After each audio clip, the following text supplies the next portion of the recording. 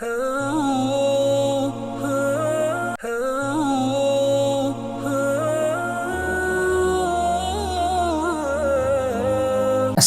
அலைக்கும் வரஹ்மத்துல்லாஹி வபரகாத்துஹு.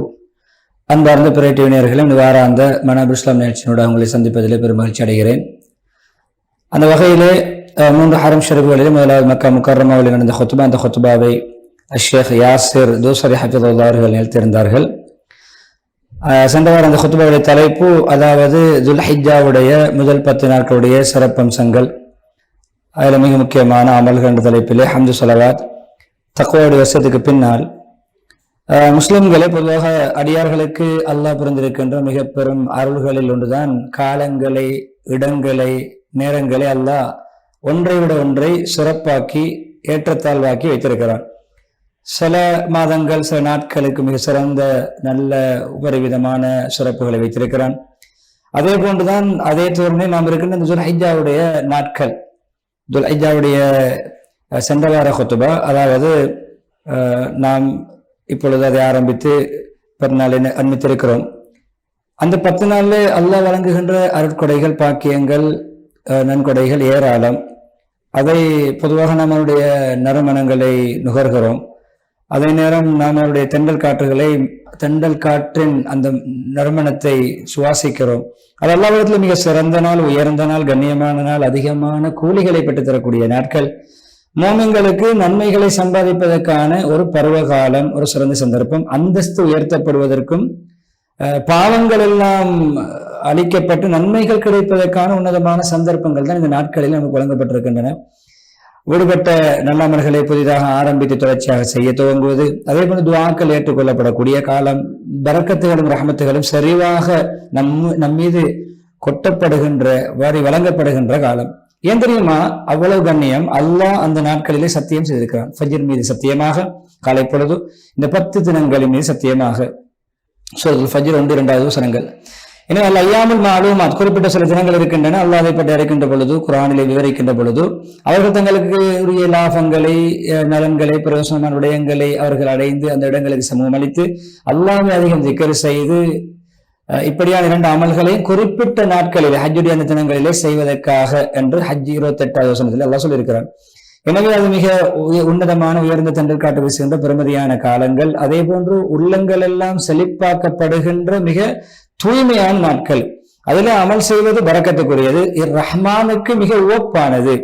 எனவே நாட்களிலே இந்த நாட்களுக்கு ஒப்பான எந்த நாட்களும் கிடையாது. அதற்கு கிடைக்கின்ற கூலிகளுக்கு ஈடான எந்த நாட்களுமே கிடையாது. இப்னு அப்பாஸ் அறிவிக்கக்கூடிய ஹதீஸ், முஹம்மது ஸல்லல்லாஹு அலைஹி வஸல்லம் சொன்னார்கள், நாட்களிலே அல்லாஹ்வுக்கு நல்லமல் செய்வதற்கு மிக உவப்பான தினங்கள் இந்த 10 தினங்களை தவிர வேறு தினங்கள் கிடையாது. துல்ஹிஜ்ஜாவுடைய 10 தினங்கள். கேட்டார்கள், யார் சொல்லலாம்? சென்ற வார ஹுத்பாக்களிலும் ஞாபகப்படுத்தப்பட்டன. அல்லாஹ்வுடைய பாதையில் போராடுவதை விட, அறப்போரை விட சொன்னார்கள், அறப்போரை விட சிறந்தது ஒரு மனிதர் சென்று அவர் திரும்பவில்லை, உயிரை தியாகம் செய்கிறார். அப்படியான ஷஹீதை தவிர வேறு நபர்கள் போருக்கு சென்று திரும்புவதையும் இந்த நாட்களில் செய்கின்ற அமல்களையும் ஒப்பிட்டு பார்க்கின்ற பொழுது இந்த நாட்களில் செய்கின்ற அமல்கள் சிறந்தது. ஒன்றை விளங்க வேண்டும், போராடுவது, அறப்போர் செய்வது மிக உன்னதமான ஒரு அமல். என்னாலும் இந்த நாட்களில் அதை விட ஒப்புக்குரிய, அதை விட ஏன் இந்த நாட்களிலே போர்களில் ஈடுபட முடியாது. தற்பாதுகாப்புக்காக வேண்டி ஈடுபடுகின்றவைகளை தவிர நாம போர் தொடுக்க முடியாது. எனவே அமல்கள் மூலம் அல்லாஹ்வுடைய உவப்பையும் அன்பையும் பெற்றுக்கொள்வோம் என்ற கருத்து தான் அந்த ஹதீஸில் சொல்லப்படுகிறது. மோமின்களே, இந்த தினங்கள் மிக சிறப்பான விடயங்களை கொண்டு பிரத்யேகமாக்கப்பட்டிருக்கின்றன. ஏன் தெரியுமா? பிரதானமான இபாதத்துகள், வணக்க வழிபாடுகள் அதில் ஒன்றிணைகின்றன. ஏனையவர்களில் அப்படி ஒன்றிணைவது கிடையாது. பாருங்கள், ஏனைய அமல்கள் வேறு எந்த காலங்களிலும் எல்லா இஸ்லாத்துடைய கடமைகளும் நிறைவேற்றப்படுவது கிடையாது. அது என்னவென்றால், 50 கடமைகளிலே ஹஜ்ஜுடைய அமலை எந்த காலத்திலும் நிறைவேற்ற முடியாது. குறிப்பிட்ட நாட்கள், மாதம் இருக்கிறது. அப்ப இஸ்லாத்துடைய 50 கடமைகள், ஏனைய அமல்கள் எல்லாம், நோன்பு உட்பட, ஜக்காத்து, கொடுக்க சதக்கா விடயங்கள், தொழுகை, இது போன்ற விடயங்கள் எல்லாத்தோடும் ஹஜ் இணைகிறது. எனவே 50 கடமைகள் பரிபூர்ணமாக நடைபெறுகின்ற காலம் என்பதுதான் இந்த ஹதீஸ் சொல்ல வருகின்ற விடயம். எனவே நபி ஸல்லல்லாஹு அலைஹி வஸல்லம் அவர்கள் அதில் தொடராக பல அமல்களில் ஈடுபட்டிருக்கிறார்கள். இஹ்லாஸோடு ஈடுபடுவது கட்டாயம். புதிய நல்ல நியத்துகளை, எண்ணங்களை கொள்வது கட்டாயம். 2 மூலம் தான் அமல்கள் ஏற்றுக்கொள்ளப்படும். என் ஹதீஸுல் குத்ஸியிலே வந்திருக்கின்ற ஒரு விடயம்தான், நான் எனக்கு இணை வைக்கின்றவர்களுடைய இணையை விட்டு தேவையற்றவன். யாராவது ஒருவர் நல்ல அமலை செய்து அதில் எனக்கு யாராவது இணை வைப்பார் என்றால் அவரையும் அவருடைய இணை வைப்பையும் நான் உதாசீனம் செய்து விடுவேன், அவர் புறக்கணித்து விடுவேன், அதை புறமறுத்து விடுவேன். முஸ்லிம் ரஹிமஹுல்லாஹ் ஆயிஷா ரலியல்லாஹு அன்ஹா அவர்கள் அறிவிக்கக்கூடிய ஹதீஸ் நபி ஸல்லல்லாஹு அலைஹி வஸல்லம் சொன்னார்கள், எங்களுடைய முறைப்படி எங்களுடைய கட்டளைப்படி அமையாத எந்த அமலையும் யார் செய்தாலும் அது புறக்கணிக்கப்படும், அது ரத்து செய்யப்படும். முஸ்லிம் ரஹிமஹுல்லாஹ் ரிவாயத். இந்த அமல்களிலே பொதுவாக முதலாவதாக ஹத்தீப் சொல்கிறார்கள், தூய தௌபாவை நாம் மிக சீக்கிரமாக மேற்கொள்ள வேண்டும், அல்லாஹ் பக்கம் மீள வேண்டும். ஈமான்தாரிகளே, அல்லாஹ் பக்கம் உண்மையான கலப்பற்ற தூய்மையான தௌபா செய்யுங்கள், பாவமீட்சி பெறுங்கள். தஹரீம் 8வது வசனம். அதே போன்று முஸ்லிம் இது 2வது தொழுகை, கடமையான ஃபர்லான வணக்க வழிபாடுகளிலே தொழுகைகளிலே பேணுதலாக இருப்பது கடமை. ஸலாத் கடமையான தொழுகை, ஜகாத் அதே போன்று நோன்பு, ஹஜ் கடமையானவர் செய்ய வேண்டும். இதன் அல்லாஹ்வின் பக்கம் நாம் நெருங்குவதற்கு உன்னதமான அமல்கள், கடமையாக்கிய ஃபர்லான அமல்கள். அல்லாஹ் சொல்கிறார், என்னுடைய அடியான் எனக்கு நான் அவன் மீது கடமையாக்கிய அமல்கள் மூலமே அன்றி அதைவிட சிறந்த ஒப்பான ஒன்றை கொண்டு என் பக்கம் நெருங்க முடியாது. என் அர்த்தம், நான் அவன் மீது கடமையாக்கிய கடமைகளை செவ்வனை நிறைவேற்றுகின்ற பொழுது அது என்னுடைய அன்புக்கு பாத்திரமானவனாக அவனை மாற்றும். புகாரி ரஹிமஹுல்லாஹ் ரிவாயத். அதேபோல் நல்லமல்கள், மிக உன்னதமான அமல்கள், பரிசுத்தமான ரப்பிடத்திலே பேரரசனிடத்திலே மிக உன்னதமான அமல்களில் உள்ளதுதான், முதன்மையானதுதான் இந்த காலங்களிலே அல்லாஹ்வுடைய காபாவை ஹஜ் செய்வது. அதே போன்று நாம் 5வது கடமையான அந்த ஹஜ்ஜை நிறைவேற்றுவது. மக்கள் மீது அல்லாஹ்வுக்காக வேண்டி முடியுமானவர்கள், சக்தி படைத்தவர்கள், வசதி படைத்தவர்கள், உடல் ஆரோக்கியம் பெற்றவர்கள் அந்த காபாவை ஹஜ் செய்வது கடமை. ஆல இம்ரான் 97வது வசனத்தை ஓதி. எனவே இந்த ஹாஜியுடைய உள்ளங்கள் எல்லாமே பாருங்கள் காபாவை நோக்கி வந்திருக்கின்றன. அதே போன்றவுடைய பல தூது கோஷ்டிகளாக, விருந்தாளிகளாக எல்லா தெற்கு திணைகளிலும் வந்திருக்கிறார்கள். இப்ராஹிம் அலைஹிஸ்ஸலாத்தின் மூலம் அல்லாஹ் அந்த அழைப்புக்கு பதிலளிக்கும் முகமாக, பிரகடனத்துக்கு பதிலளிக்கும் முகமாக மக்களுக்கு மத்தியில் ஹஜ்ஜுடைய பிரகடனம் செய்யுங்கள், அழைப்பு கொடுங்கள். கால்நடையாக வாகனங்களிலே ஒவ்வொரு தெற்கு முனைகளிலிருந்தும் மூளை முடுக்குகளிலிருந்தும் அவர்கள் ஹஜ்ஜுக்காக வந்து என்னை நாடி அந்த காபாவை நாடி வருவார்கள் என்று அல்லாஹ் சொன்னான். எனவே ஹஜ் 27வது வசனம். அல்லாஹ் சுப்ஹானஹு வ தஆலா தன்னுடைய விருந்தாளிகளான ஹாஜிகளுக்கு பல பிரமாண்டமான நன்மைகளை, மகத்தான கூலிகளை வாக்களித்திருக்கிறான். அதே போன்று அபூ ஹுரைரா அறிவிக்கக்கூடிய ஹதீஸ் தான், யாராவது இந்த காபாவை ஹஜ் செய்கிறார், அனுமதிக்கப்படாத தடுக்கப்பட்ட எந்த விடயத்தையும் பாவங்களையும் செய்யாமல், அதே போன்று அனுமதிக்கப்படாத விடயங்களை தவிர்த்து முறையாக ஹஜ் செய்தால் அவருடைய தாய் அவரை பெற்ற தினத்திலே தான் பிறந்த நாளில் எப்படி தூய்மையானவராக இருந்தாரோ, பாவமற்றவராக இருந்தாரோ அப்படி அவர் திரும்பி செல்வார். புகாரி முஸ்லிம் ரஹிமஹுல்லாஹ் ரிவாயத். அதே அல்லாஹ்வுடைய அடியார்கள் அறிந்து கொள்ளுங்கள், ஹஜ் என்பது 1000 தடவையாவது செய்ய வேண்டிய கட்டாய கடமை ஒவ்வொரு முஸ்லிம் மீதும், வசதி படைத்தவர் மீதும். எனவே இதை நிறைவேற்றுவதற்கு நீங்கள் விரைந்து செயல்படுங்கள், கடமையாகினால் தாமதிக்க வேண்டாம். நீங்கள் உங்களுடைய ஆயுள் முடிய முன்னால் இதை நீங்கள் அறிந்து கொள்ளுங்கள். இப்னு அப்பாஸ் அறிவிக்கக்கூடிய ஹதீஸ், ரசூலுல்லாஹி ஸல்லல்லாஹு அலைஹி வஸல்லம் சொன்னார்கள், ஹஜ்ஜை நீங்கள் தீவிரப்படுத்துங்கள், வசதி வந்தால் உடன்பாடு வந்தால் செய்து கொள்ளுங்கள், பிற்போட வேண்டாம், அவருடைய கடமை நிறைவேற்றுங்கள். ஏன் தெரியும், உங்களில் ஒருவருக்கு தெரியாது பிற்போடுவதனால் தனக்கு எதிர்காலத்தில் என்ன நடக்கும் என்று. அடுத்த வருஷம் செய்வோம், அதுக்கு அடுத்த வருஷம் செய்வோம் என்று பிற்போடுவதன் மூலம் இடையில் என்ன இடையூறுகள் ஏற்படும், தங்கடங்கள் ஏற்படும், தடங்கல்கள் ஏற்படும் என்பது உங்களில் யாருக்கும் தெரியாது. எனவே வசதி வந்து விட்டால் போக முடியுமானால் போய்கொள்ளுங்கள், தாமதிக்க வேண்டாம். அஹ்மது. எனவே இறுதிக்கட்டு அடைகிறார்கள். அதாவது இந்த காலத்துல சக்தி, அதுக்கு வசதி வாய்ப்பு, உடன்பாடு உள்ளது என்பதற்கான அடையாளங்கள் ஒன்றுதான் ஹஜ்ஜுடைய அனுமதியை பெறுவது. இந்த சவுதி அரசாங்கத்துடைய அனுமதி இல்லாதவர்கள் ஹஜ்ஜுக்கு வராமல் இருப்பது, குறிப்பிட்ட அதற்கு விசேஷமான பிரத்யேகமான குழுவின் மூலம் அனுமதி கிடைத்தவர்கள் தான் வர வேண்டும். போன ஹத்தீப் கொடுத்தால் நெரிசல்களை தவிர்ப்பதற்கு, மக்கள் இடைவெளி தவிர்ப்பதற்கு.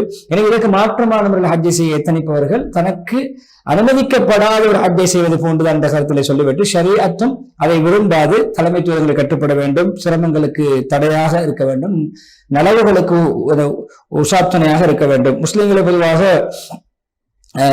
இந்த காலங்களிலே பொதுவான இஸ்லாத்துடைய பெரும் இபாதத்துகளில் ஒன்றாக கணிக்கப்படுவதுதான் 9 தினங்கள் பிறை கண்டதிலிருந்து. நாம் நம்ம நாட்டிலே சனிக்கிழமை துல் ஹஜ்ஜாவுடைய முதல் நாளை ஆரம்பித்தோம், அவர்கள் சென்ற வெள்ளிக்கிழமை ஆரம்பித்தார்கள். எனவே அந்த முதல் 9 தினங்களும் பெருநாளைக்கு முந்தைய தினம் வரைக்கும், அரபா தினம் வரைக்கும் நாங்கள் நோன்பு நோட்பது. அதிலும் குறிப்பாக ஏனைய 8 தினங்கள் நோட்காவிட்டாலும் பெருநாளுக்கு முந்தைய துல் ஹஜ்ஜா 9ஆம் நாள் அரஃபாவுடைய நாள் நோன்பு நோட்பது. கத்தாதா ரலியல்லாஹு அறிவிக்காக நபி ஸல்லல்லாஹு அலைஹி வஸல்லம் சொன்னார்கள், அரஃபாவுடைய நாள் நோக்கப்படுகிற நோன்பு நான் அல்லாஹ்விடத்தில் ஆதரவு வைக்க நன்மை எதிர்பார்க்கிறேன். அதனுடைய முன் வருடம், அதுக்கு அடுத்து வரக்கூடிய பின் வருடம், 2 வருடங்களுடைய பாவங்கள் மன்னிக்கப்படும் என்பதாக முஸ்லிம்களுடைய. அதே நேரம் இந்த 10 தினங்களிலே நாங்கள் செய்ய வேண்டிய அமல்களில் ஒன்றாக ஷரியத்திலே காட்டப்பட்டதுதான் அதிகமாக லா இலாஹ இல்லல்லாஹ், சுப்ஹானல்லாஹ், அல்லாஹு அக்பர், அல்ஹம்துலில்லாஹ் என்ற திக்ர்களை அதிகமாக செய்வது. இப்னு உமர் அறிவிக்கிறார்கள், சொன்னார்கள், அல்லாஹ்விடத்திலே மிக மகத்துவமான, அல்லாஹ்வுக்கு நல்லமல் செய்வதற்கு மிக உவப்பான தினங்கள் இந்த 10 தினங்களை விட வேறு தினங்கள் கிடையாது. எனவே அதிலே நீங்கள் அதிகமாக லா இலாஹ இல்லல்லாஹ், அல்லாஹு அக்பர், அல்ஹம்துலில்லாஹ், சுப்ஹானல்லாஹ், ரிவாயத் வந்திருக்கு சுப்ஹானல்லாஹ், சுப்ஹானல்லாஹ் அல்ஹம்துலில்லாஹ் வலா இலாஹ இல்லல்லாஹ் அல்லாஹு அக்பர் என்ற தஸ்பீஹாத்துகளை, திக்ருகளை அதிகம் நீங்கள் மொழிந்து கொண்டே இருங்கள். அஹ்மது. எனவே பரக்கத்தான நாட்கள், நலவுகள் நிறைந்த நாட்கள், நலவுகளை கொண்டு சொல்லி பார்க்கும் நாட்கள். எனவே மதிப்பை உணர்ந்து நடக்க வேண்டும். அதனுடைய அடையாள சின்னங்களை நாங்கள் மதித்து நடக்க வேண்டும். யார் அல்லாஹ்வுடைய அடையாள சின்னங்களை, அல்லாஹ் மதித்த அடையாள சின்னங்களை மதித்து நடப்பார்களோ அது உள்ளத்தில் தக்வா இருப்பதற்கான அடையாளம் என்ற அந்த ஹஜ்ஜுடைய 32வது பரக்கத்தை துஆ செய்து இஸ்திக்ஃபார் செய்து மருத்துவ இஸ்திக்ஃபார் செய்து முதலாவது ஹுத்பா முடித்துவிட்டு இரண்டாவது ஹுத்பாவை ஹம்து ஸலவாத் தக்வாவுடைய வசதிக்கு பின்னால்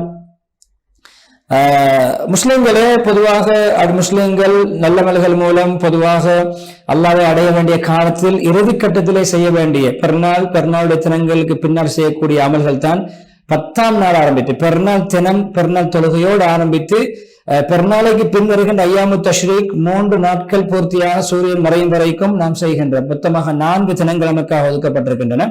நமது நாட்டு நிலைமைகளை கவனித்துக் கொள்ள வேண்டும். நாட்டில் அறுக்க முடியாத போயா தினங்கள் போன்ற தான் நாட்கள் வரும்பொழுது ஏனைய நாட்களை விட்டு அந்த நாளில் அறுத்து பிரச்சனைகளுக்கு ஆளாகக்கூடாது. அதை நாம் பார்த்துக் கொள்ளணும். இஸ்லாத்திலே தடை கிடையாதுதான் என்றாலும் நாட்டுடைய சட்டத்தை, பிற மதத்தவர்களுடைய உணர்வுகளை நாங்கள் மதித்து நடக்க வேண்டும். அதில் பேணுதல் காட்ட வேண்டும். அவர்கள் பொதுவாக உலக மக்களுக்கு சொல்கிறார்கள், அந்த நாட்களில் உதஹியா கொடுப்பது, உதஹியா கொடுக்க நியத்து வைத்தவர் ஆரம்பத்தில் நாங்கள் அப்படித்தான் கடைபிடித்து வருகிறோம். எப்பொழுது நியத்து வைத்தோம், எப்பொழுது முடிவெடுத்தோம், அப்பொழுது முடிகள் நகங்களை களையக்கூடாது உல்ஹியா கொடுக்கும் வரைக்கும். உம்மு சலமா விளையாடிக்கக்கூடிய ஹதீஸ் நபி ஸல்லல்லாஹு அலைஹி வஸல்லம் சொன்னார்கள், துல்ஹிஜ்ஜாவுடைய பிறையை கண்டு உங்களில் ஒருவர் உல்ஹியா கொடுக்க நாடினால் அவர் முடியையும் நகத்தையும் களையாமல் தெரிந்து கொள்ளட்டும், முடி வெட்டாமல் நகம் வெட்டாமல் தெரிந்து கொள்ளட்டும். அலைமுடியை பிடுங்குவது, தேவையில்லாமல் முடியை பிடுங்குவது அகற்றுவதிலே சேரும். முஸ்லிம் ரஹிமஹுல்லாஹுடைய ரிவாயத்தினவே அல்லாஹ் ரஹ்மத் இஸ்லாத்துல் ஒழுக்கங்களை பேணிக் கொள்ளுங்கள், உயர்ந்த நல்ல குணங்களை பேணிக் கொள்ளுங்கள், உண்மையை தௌபா செய்யுங்கள், கடந்த காலத்தில் திருந்துங்கள், அதே நேரம் ஏனைய காலங்கள் நல்லமல்களை நீங்கள் அதிகமாக செய்து கொள்ளுங்கள், நீங்கள் அடைந்து கொள்ளுங்கள். உண்மையிலே அல்லாஹ்விடத்திலே பொதுவாக இபாதத் இருக்கிறது. அல்லாஹ்வுக்கு அடிபணிந்து வணக்க வழிபாடுகள் ஈடுபடுவது, அல்லாஹ் வணக்க வழிபாடுகள் ஈடுபடுகின்ற வணக்கசாலிகளை கண்ணியப்படுத்துவான், சிறந்த மரியாதைகள் அல்லாஹ்களை கொடுப்பான், தக்வாதாரர்களை உயர்த்துவான். எனவே நன்மாராயம் உங்களுக்கு சுபசோபனம் உண்டாக இப்படியான நாட்களிலே 10 தினங்களிலே நல்லமல்களிலே திக்ர், திலாவத், சதகா, தௌபா, இப்படியான குறிப்பாக ஹஜ் இப்படியான அமல்கள் செய்கின்றவர்கள் சுபசோபனம். முயற்சித்து பாடுபட்டு சிரமப்பட்ட அமல்களை செய்கின்றவர்களுக்கு நன்மாராயம் ஏன் தெரியுமா? பெரும் மகத்தான கூலிகளை அதன் மூலம் அடைய முடியும். எனவே முயற்சி செய்யுங்கள், தியாகம் செய்து தியாக மனப்பான்மையோடு நல்லமல்களிலே ஈடுபடுங்கள். கொஞ்ச காலம்தான் எங்கி இருக்கின்றன, 1-2 தினங்கள். எனவே நீங்கள் அதிலே நல்லமல்களில் ஈடுபடுங்கள், அதனுடைய கூலி உங்களுக்கு மகத்தாக எஞ்சி இருக்கும் என்று சொல்லி இறுதி கட்டத்திலே காபத்துல்லாவை ஹஜ் செய்ய வந்திருக்கின்ற ஹாஜிகளே, நீங்கள் உண்மையிலே புனித ஸ்தலத்தை வந்து அடைந்திருக்கிறீர்கள். உங்களுக்கு அல்ல வழிவகைகளை பிரயாணங்களை லேசாக்கி தந்திருக்கிறார். நீங்கள் அல்லாஹ்வுடைய ஞாபகத்தை நன்றி செலுத்துங்கள். அதே நேரம் நீங்கள் அல்லாஹ்வுக்கு மென்மேலும் நன்றிகளை செலுத்திக் கொண்டே இருங்கள். பாதுகாப்பாக, நிம்மதியாக, அபயமாக, பயமற்ற நிலைமையை வந்து சேர்ந்திருக்கிறீர்கள். மிக பாதுகாப்பான சூழல் இருக்கிறீர்கள். அதன் நல்ல வழிகளை, இலகுவான பாதைகள், நல்ல ஃபெசிலிட்டிஸ்களை, அதாவது நல்ல சொகுசான சௌகரியமான நிலைமைகளை சவுதி அரசாங்கம் மூலம் அல்லாஹ் உங்களுக்கு ஏற்பாடு செய்திருக்கிறான். பல முயற்சிகள், பல தியாகங்கள், பலருடைய அர்ப்பணிப்புகள். சவுதி அரசாங்கத்தை உங்களுடைய துஆக்களில் மறக்க வேண்டாம். நன்றி மனப்பான் நடந்து கொள்ளுங்கள். அந்த சவுதி அரசாங்கத்தில் இருக்கின்ற அந்த அதிகாரிகள், அந்த மன்னருட்படையணி உதவியாளர்களுக்கெல்லாம் நாம் துஆ செய்ய வேண்டும். அவர்கள் யாரெல்லாம் எந்தெந்த பணிகளில் ஈடுபடுகிறார்கள் அவர்களுக்கான துஆ செய்ய வேண்டும் என்று அவர்களுடைய நன்றி மனப்பான்மையோடு ஞாபகப்படுத்திவிட்டு இறுதி கட்டத்திலே நாங்கள் துஆவை கெஞ்சி பச்சாதாபப்பட்டு கேட்க வேண்டும். உலக மக்களுக்கும் குறிப்பாக இந்த ஊருடைய சவுதி அரசாங்கத்துடைய சவுதி அதிகாரிகளுக்கு அவர்கள் நல்ல பணிகளை, நல்ல சேவைகளை முன்வைத்திருக்கிறார்கள், உயர்ந்த அர்ப்பணிப்போடு செயல்படுகிறார்கள். எனவே அப்படியான விடயங்களில் ஈடுபடுவதோடு பொதுவாக அவர்களுக்கு அல்லாஹ் சார்பாகவும் ஹஜ்ஜாஜ் சார்பாகவும் அல்ல மகத்தான கூலியை கொடுப்பானாக, முஸ்லிம்கள் இஸ்லாம் சார்பாக கொடுப்பானாக என்று சொல்லி துஆ செய்து அவருடைய முயற்சிகளை, தியாகங்களை, சேவைகள் அல்லாஹ் கபூல் செய்வானாக. அவருடைய நன்மைகள் நிற்கப்படுகின்ற தராசியிலே பரிபூர்ணமாக அந்த அமல்களை நிற்பானாக என்று சொல்லி அவர்களை நன்றி மனப்பான்மையோடு ஞாபகப்படுத்தி துஆ செய்யுமாறு வேண்டிக் கொண்டு துஆ செய்து ஸலவாத் சொல்லி நீண்ட துஆ பிரார்த்தனையுடைய யாசிர் தூசரி ஹஃபிதுல்லாஹ் அவர்கள் மக்கா முக்கர்ரமாவுடைய அந்த ஹுத்பாவுக்கு முற்றுப்புள்ளி வைக்கிறார்கள். விளம்பர இடைவேளை தொடர்ந்து மதீனா முனவ்வராவுடைய ஹுத்பாவின் மொழிபெயர்ப்பை இன்ஷா அல்லாஹ் நாம் பார்க்கலாம்.